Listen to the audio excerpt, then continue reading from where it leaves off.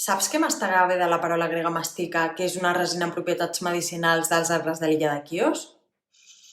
La traducció va ser alguna cosa així com grinyolar les dents, és a dir, com fer més o menys aquest gest de... que és bàsicament el que hauries de fer quan menges. Potser d'una forma una mica més subtil, però... Així que et proposo un experiment. Què et sembla si la pròxima vegada que mengis alguna cosa és igual si és una galeta, pollastre, una amanida, pasta, el que sigui?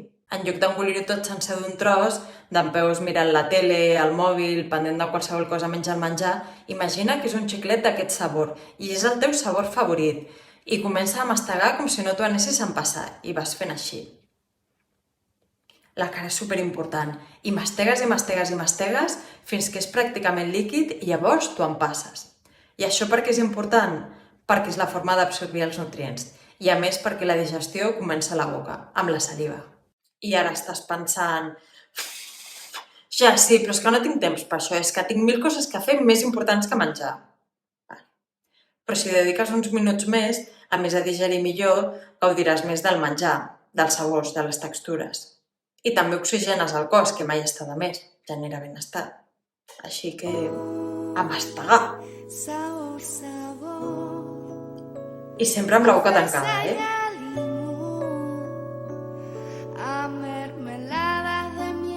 Te'n recordes quan la teva mare de petita et deia «No t'empassis el xiclet!» i et quedaves pensant que després s'enganxaria en algun lloc i que era perillosíssim? Doncs això és com un xiclet, però que et pots empassar. Tot avantatges. Però, sisplau, no siguis dels que masteguen amb la boca oberta. No siguis dels que van fent. Això no, mai.